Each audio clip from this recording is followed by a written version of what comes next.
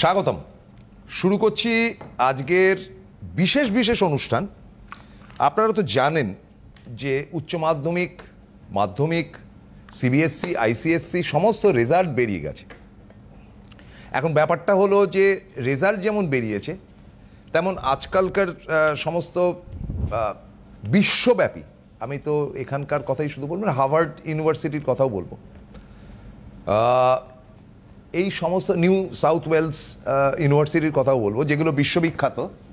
তো সেই জায়গাগুলো থেকে একটি ব্যাপার বলা যায় যে আজকের অত্যাধুনিক, যেটা আমার অতিথি মানে বেশ কয়েকদিন ধরে বলছেন যে এআই, আর্টিফিশিয়াল ইন্টেলিজেন্সি, মানে তিনি সেটা নিয়ে একটা বিস্তর পড়াশুনো করেছেন এবং এডুকেশনটা কি করবেন, এডুকেশনটা কি করলে আপনার ভবিষ্যৎ তৈরি হবে, এবং বর্তমানে যদি আপনি চাকরিও করেন তাহলে সেই চাকরির ক্ষেত্রটিতে আপনি কি করে আপগ্রেডেশন করবেন।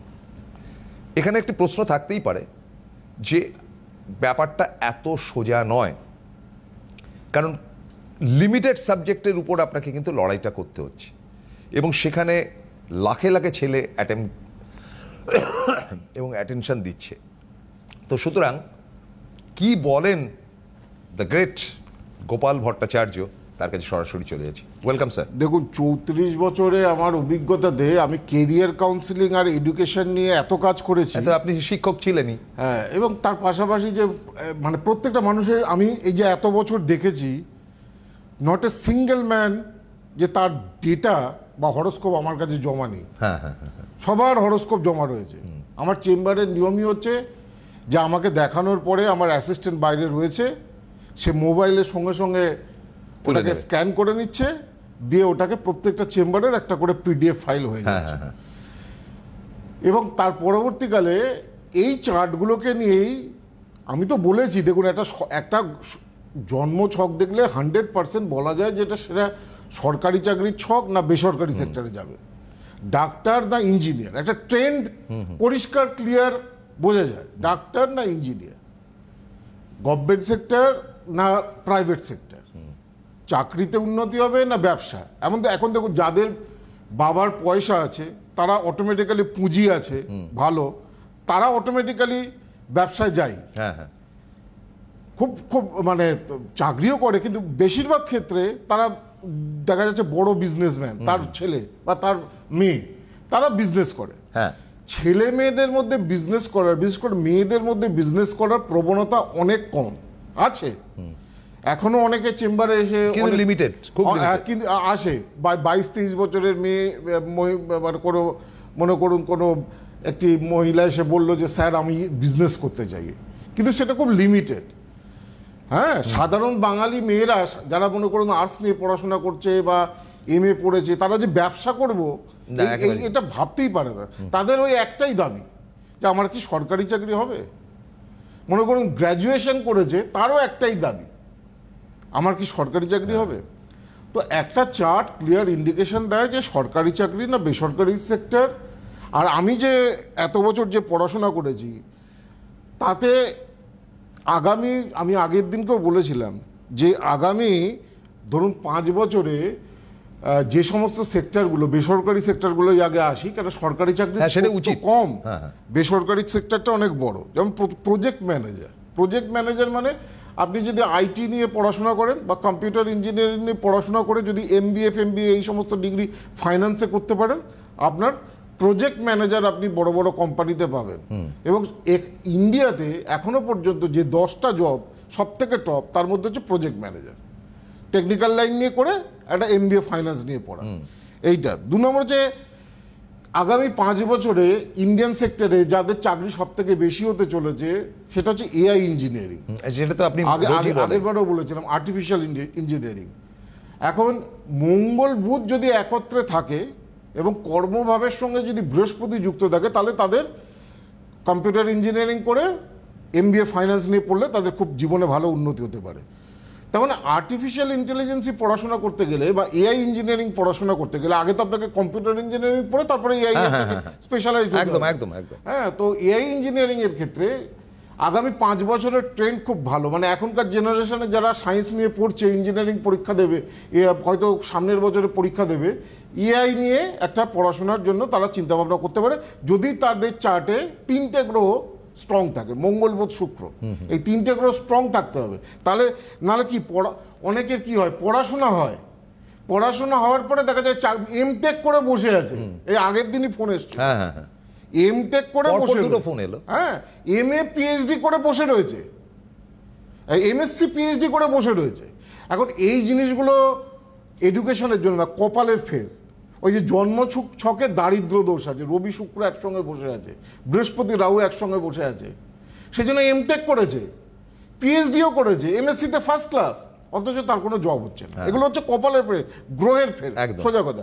যদি বাজে শনির দশা চলে, তাহলে আপনাকে কেরিয়ারের ক্ষেত্রে ধাক্কা খেতে হবে।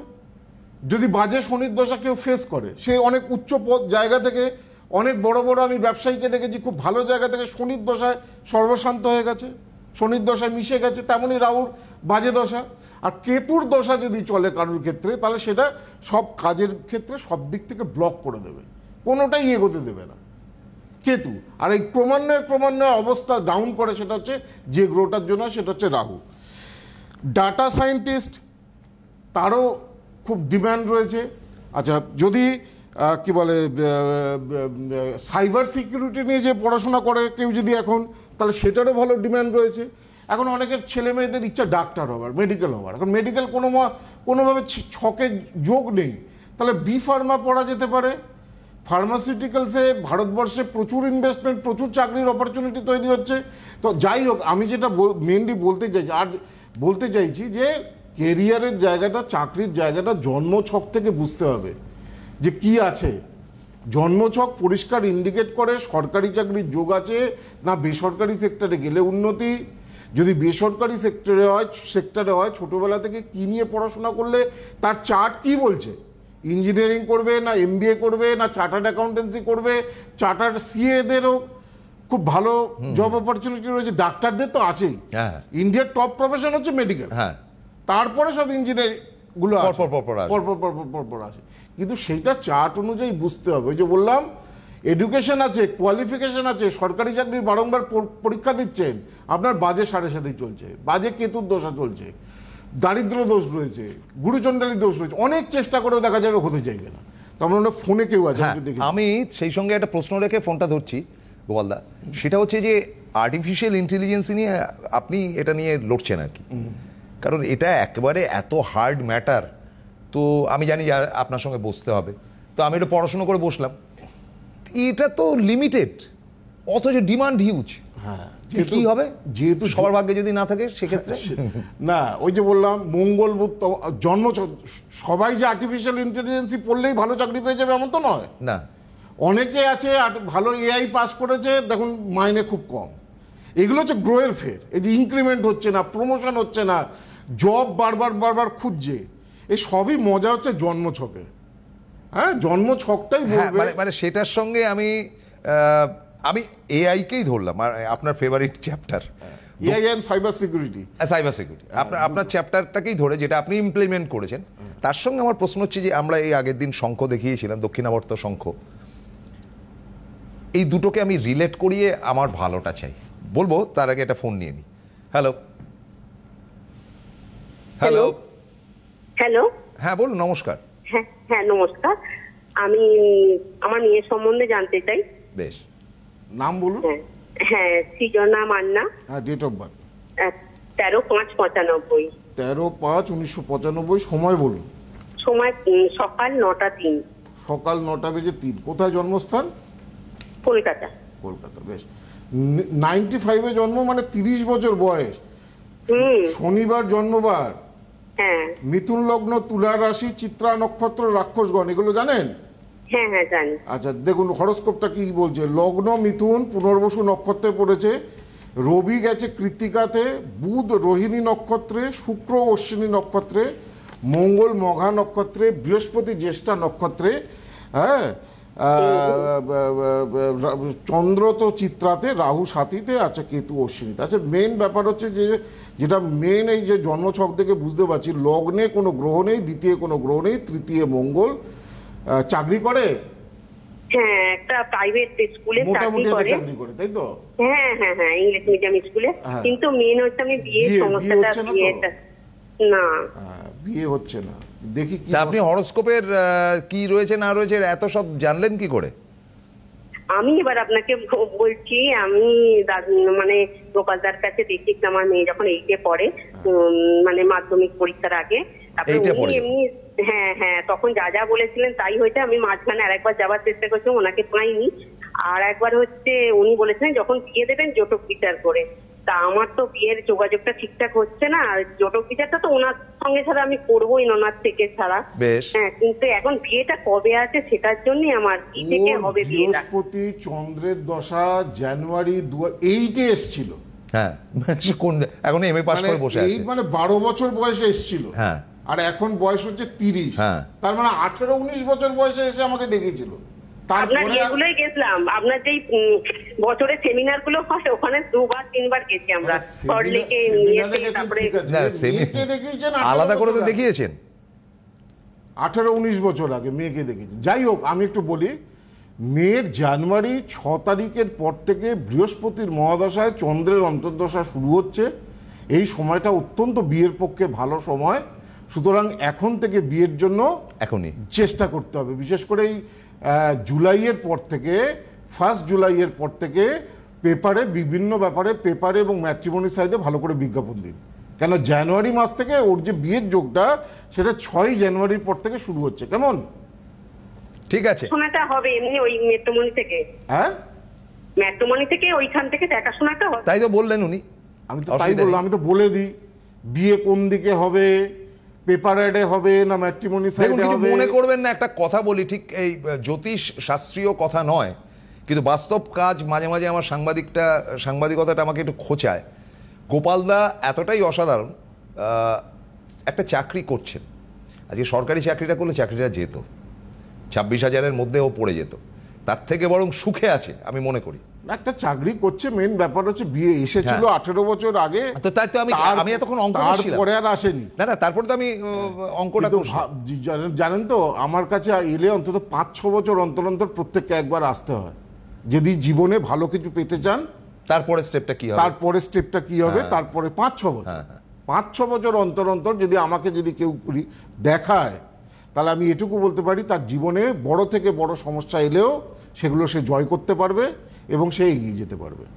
আর আরেকটা কথা, আমি আপনাকে দেখেছি কর্পোরেট ওয়ার্ল্ড নিয়ে কথা বলতে সাংঘাতিক রকমভাবে, মানে আপনার কাছে ওই ছুতমার্গ নেই যে সরকারি চাকরি করতে হবে বা সরকারি প্রতিষ্ঠানে যেতে হবে না। যদি জন্মছকে সরকারি চাকরির যোগ থাকে আমি 100% বলবো, হ্যাঁ, কিন্তু এই যোগটা সত্যি কথা বলতে আজকের দিনে যদি 100টা চার্ট দেখা যায়, 2 থেকে 3টে বা লোকের ছকে সরকারি চাকরির যোগ দেখা যায়। 100% 100টা চার্টের মধ্যে যদি 2টো চার্টে সরকারি চাকরির, আবার এমনও কিছু জায়গা থাকে যে হ্যাঁ সরকারি চাকরির যোগ তো তৈরি হচ্ছে কিন্তু তার দশাটা খারাপ চলছে বা 7.5টা খারাপ চলছে, তখন ওই দশা বা 7.5কে যদি ঠিকঠাক করে প্রতিকার প্রিপারেশন করা যায়, দেখা যায় তার চাকরিটা একদম যে হচ্ছিল না সেটা চট করে হয়ে গেছে বা প্রমোশন হচ্ছে। আমি একটা প্রশ্ন রেখেছিলাম, সেটা হচ্ছে এই আমার প্রিয় দক্ষিণাবর্ত শঙ্খ, এই যে ক্রিটিক্যাল ম্যাটারটা, দক্ষিণাবর্ত শঙ্খ অ্যাকচুয়ালি হচ্ছে সমস্ত নেগেটিভিটিকে দূর করে। আমি আজকে দক্ষিণাবর্ত শঙ্খ নিয়ে একটু বলবো। দেখুন একটা গল্প বলি, পৌরাণিক উপাখ্যান বলি।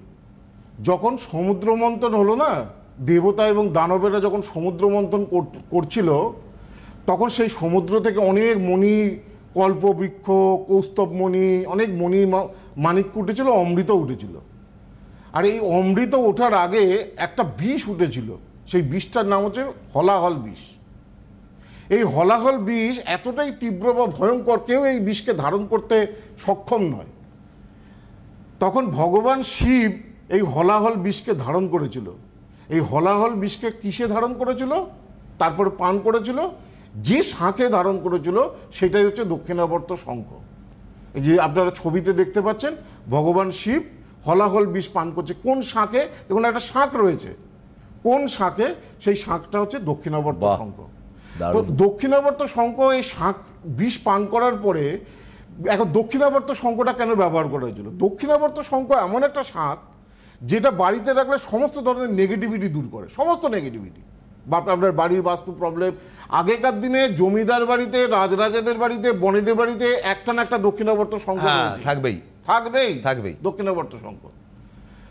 তখন এই অচৈতন্য হয়ে পড়লে ভগবান শিব, মা তারা তাকে স্তন্যপান করেছিলেন।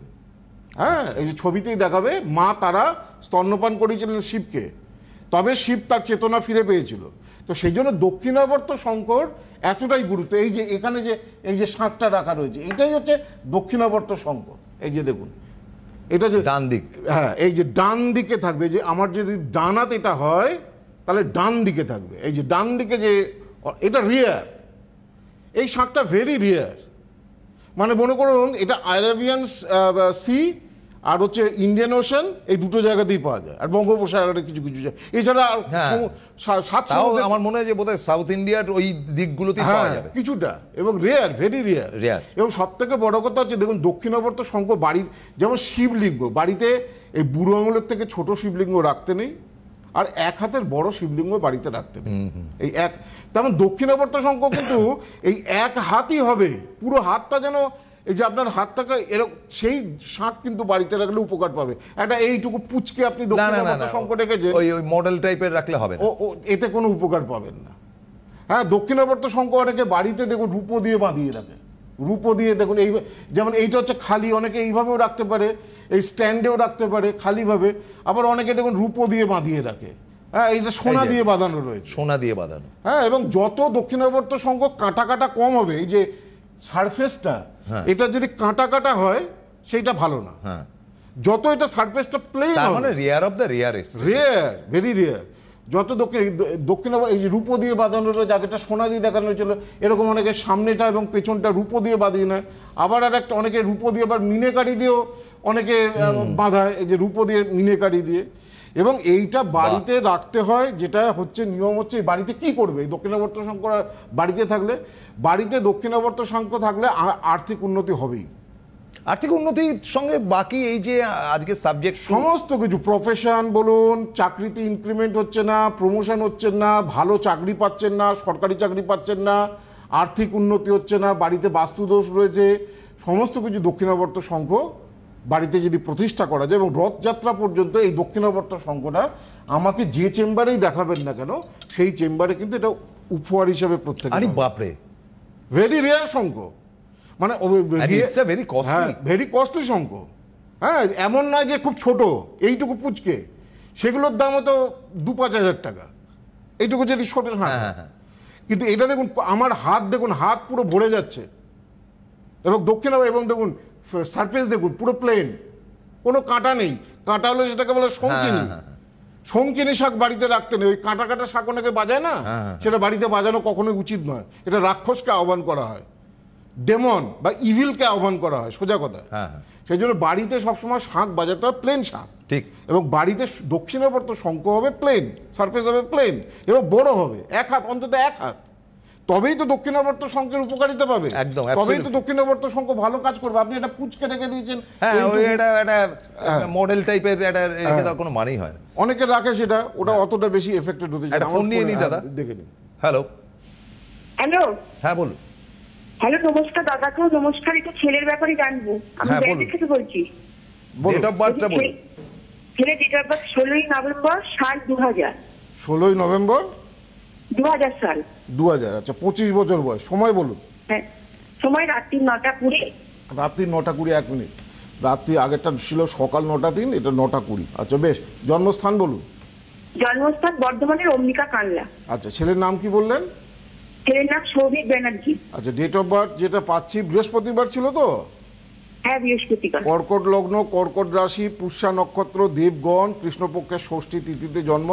এইটা হচ্ছে হরোস্কোপ বা জন্মছক। দেখি কি বলছে, কি বলে, এইটা হচ্ছে হরোস্কোপ। লগ্ন চাঁদ, লগন চাঁদা কিন্তু একটু ভোগায়। লগ্ন এবং রাশি যদি এক হয়ে যায়, তাদের জীবনে ঝড় ঝাপটা, প্রতিষ্ঠা, উন্নতি এগুলো পেতে কিন্তু অনেক সময় লাগে, অনেক স্ট্রাগল করতে হয় তাদের জীবনে, যাদের লগন চাঁদা হয়। তৃতীয় মঙ্গল রয়েছে, চতুর্থে বুধ, পঞ্চমে রবি। ছোটবেলায় যে ধরনের পড়াশোনা ছিল, পরবর্তীকালে ক্লাস 12-এর যে রেজাল্ট, সেটা কিন্তু যতটা মনের মতো হওয়ার ছিল, উচিত ছিল, সেটা হয়নি। ঠিক বলছে কিনা? হ্যাঁ হ্যাঁ, ঠিকই বলছেন। ও কি টেকনিক্যাল লাইন নিয়ে পড়েছে? হ্যাঁ, ও টেকনিক্যাল সায়েন্স নিয়ে পড়েছে, দিয়ে একটু কম্পিউটারও করেছে। কম্পিউটার কি জানতে চাইছেন এখন? ওর কেরিয়ারটা শুনে একটা চাকরি বাকরি শুনে কি জানতে চাইছি। চাকরি তো করবে, কিন্তু মনের মতো হতে চাইবে না। আপনার ছেলের একটা জড়ত্ব দোষ রয়েছে, শুক্র এবং কেতু একসঙ্গে। এই জড়ত্ব দোষটা যতক্ষণ না ঠিক করা যাবে, মনের মতো চাকরি হতে চাইবে না বা কেরিয়ারের ডেভেলপমেন্ট হতে যাবে। আপনি সাজেশন কি দেন? আমি সাজেশন দেব, চাকরিও করে, একটা চাকরি করছে, মানে গোপালদা বললেন তো যে চাকরি একটা করবে। দেখুন আমার কাজ কি, একটা মানুষ একটা সামান্য চাকরি করছে, তাকে তার হরোস্কোপটাকে কারেকশন করে সে যেন একটা ভালো চাকরি পায়, আরো বেটারমেন্টে যায়। তার জন্য তো আপনাকে জন্মছকটাকে দেখাতে হবে, ভালো করে অ্যানালাইজ করতে হবে। সেই জন্য তো বলা হলো ছোট সংখ্যা রেখে লাভ নেই। হ্যাঁ, সেই জন্য জড়ত্ব দোষ রয়েছে ছেলের, শুক্র এবং কেতু একসঙ্গে, এটা ভালো না। এই দোষটাকে না ঠিক করলে মনের মতো জব হতে চাইবে না। এটাকে ভালো কাউকে দেখিয়ে ঠিক করান, দেখবেন আমার কথা একদম অক্ষর অক্ষরে মিলে যাবে, ছেলে এর থেকে অনেক বেশি বেটারমেন্ট বা ভালো চাকরি বাকরি পাবে। Thank you. আচ্ছা, আমার কাছে একটা রয়েছে, আপনি তো জানেন যে আপনার কাছে নানান যে ইয়েগুলো আছে, অভিরূপ দে, মানে সোশ্যাল, যারা ফোনে পেলেন না, আমার যে ফেসবুক এবং ইউটিউব চ্যানেল রয়েছে, সেখানে আপনারা কমেন্ট করতে পারেন। ডিজিটাল, আপনার ডিজিটাল ওয়ার্ল্ডে যারা আসছে, অভিরূপ দে 15-10-2007। হ্যাঁ, 15-10-2007। টাইমটা হচ্ছে গিয়ে 7:15 AM। 7:15 AM। কোথায় জন্মস্থান? জন্মস্থান কলকাতা না, ব্যারাকপুর, সরি, কোচবিহার। হ্যাঁ, এক সেকেন্ড, না এগুলো অনেকগুলো আমি লিখে রেখেছি তো, একটাই বলছি কিন্তু। একটা ব্যারাকপুরের রয়েছে, একটা কোচবিহারের রয়েছে। এটা কোচবিহার। হ্যাঁ, কোচবিহার। সোমবার জন্মবার, তুলা লগ্ন, বৃশ্চিক রাশি। অভিরূপ, তুমি যে কমেন্ট করেছো, তোমার সম্বন্ধে জানতে চাইছো, তুলা লগ্ন, বৃশ্চিক রাশি, অনুরাধা নক্ষত্র, দেবগণ, এটা হচ্ছে তোমার জন্মছক। এই ছকে যেটা পাওয়া যাচ্ছে, দেখো লগ্নে বুধ রয়েছে, মেধাবী করায়, দ্বিতীয় বৃহস্পতি চন্দ্র, অর্থস্থানে বৃহস্পতি চন্দ্র ভালো, তৃতীয়, কিন্তু এই যে শুক্র শনি কেতু একসঙ্গে হয়েছে একাদশে, এই জায়গাটা খারাপ। এই চার্ট অনুযায়ী তুমি আইদার সিএ পড়তে পারো বা ম্যানেজমেন্ট পড়তে পারো, MBA পড়তে পারো, নাহলে চার্টার্ড অ্যাকাউন্টেন্সি করতে পারো, তোমার যে চার্টের যা গতি প্রকৃতি রয়েছে। কিন্তু তোমার একাদশ, যেটা আয়ের জায়গা, যেটা সফলতার জায়গা, সেখানে শনি কেতুর একটা সাধু সর্প দোষ কিন্তু তৈরি হয়ে গেছে। শনি কেতু একসঙ্গে যে ঘরটাতে থাকে না, সেই ঘরটাকে ড্যামেজ করে যায়। তো আয় উন্নতির জায়গাটা কিন্তু ঠিক করতে হবে পরবর্তীকালে। এখন পড়াশোনা করো, পরবর্তীকালে যখন চাকরি বাকরির জন্য চেষ্টা করবে, তখন এই শনি কেতুর যে সাধু সর্প দোষ আছে তোমার জন্মকুষ্ঠিতে, সেটাকে ঠিক করার চেষ্টা করবে। আচ্ছা, I am very sorry, Anusuya Ghosh Barrackpore থেকে, যিনি আজকে আর আপনার বলা হলো না, আমি একটুখানি বলে দিই। অনলাইন প্রেডিকশন এভরিডে আপনারা কথা বলতে পারেন 8584038638। দক্ষিণ কলকাতার গড়িয়াহাটের 4 মাথার ক্রসিং যশোদা ভবনে প্রতি সপ্তাহে 9007935831। আচ্ছা, বারাসাত ডাকবাংলো মোড় ও বর্ধমান রেল স্টেশনের সন্নিকটে চেম্বারের বুকিং নাম্বার, মানে যেগুলোতে নিয়মিত উনি যান, 8584038640। ফোন নাম্বার আরেকটি আছে, ল্যান্ডলাইন 03335571223। দুর্গাপুরের বেনাচিতিতে প্রতি সপ্তাহে বসেন, ফোন নাম্বারটা হচ্ছে কি 8584038636। আমার এছাড়া মেদিনীপুর, কি বলে, হলদিয়া, মালদা, শিলিগুড়ি, কোচবিহার, কৃষ্ণনগর, বহরমপুর, এই যে চেম্বারগুলো, পুরুলিয়াতেও রয়েছে, দুর্গাপুর, বর্ধমান, এই চেম্বারগুলো মেন হেল্পলাইন নাম্বার হচ্ছে 8584038631। যেতে যেতে খালি আর একটা কথা বলি, যে অনেকে জানতে চাই যে স্যার আপনার কোর্স কবে শুরু হচ্ছে, জ্যোতিষ শেখানোর কোর্স জুলাই থেকে শুরু হচ্ছে। কোথায় শুরু হচ্ছে? বাগবাজার এবং দুর্গাপুর।